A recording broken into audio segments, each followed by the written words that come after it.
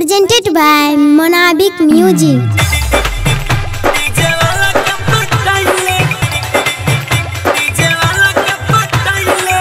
Sai Recording Studio, Delhi. DJ Vikas. Singing by Gaurav Thakur. खिल जैतोगे तो हर चढ़ली जवानी डालत तो इंजन में रोजे रोजे पानी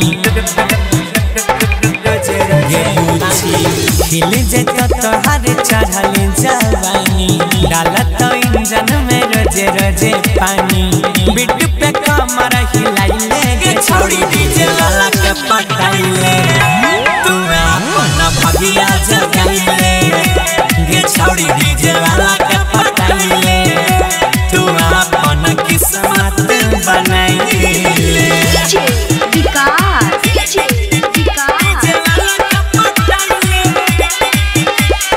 Makiatala, Sitamarhi. Makiatala, Sitamarhi.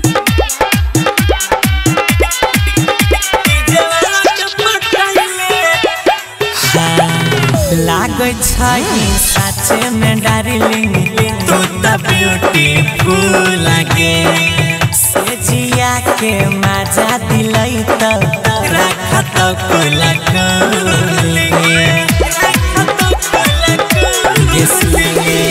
लागै छै साचे पता रखी तू त ब्यूटीफुल लागे से जिया के तोरा मजा दिलै त रखत कुला लगे जल्दी से पतरा दिखाइले गे छोड़ी डीजे वाला के पटाइले तू अपना भगिया जगाइले गे रानी डीजे वाला के पटाइले तू सुतल किस्मत जगाइले Sai Recording Studio, Vikas. DJ Vikas. Makiatala, Sitamarhi. Makiatala, Sitamarhi.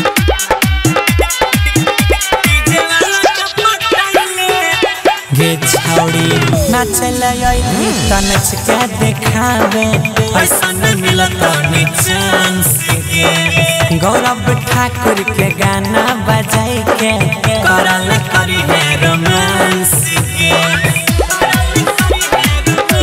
गे गोरखी नाचल त नच के देखावे ऐसा नहीं मिलत नि चांस के गुड्डू सनी अजय डीजे बजाई हानि करत रोमांस गे सोनू के सीना में सटाइले गे छोड़ी डीजे वाला के पटाइले तू अपना भगिया जगाइले गे छोड़ी डीजे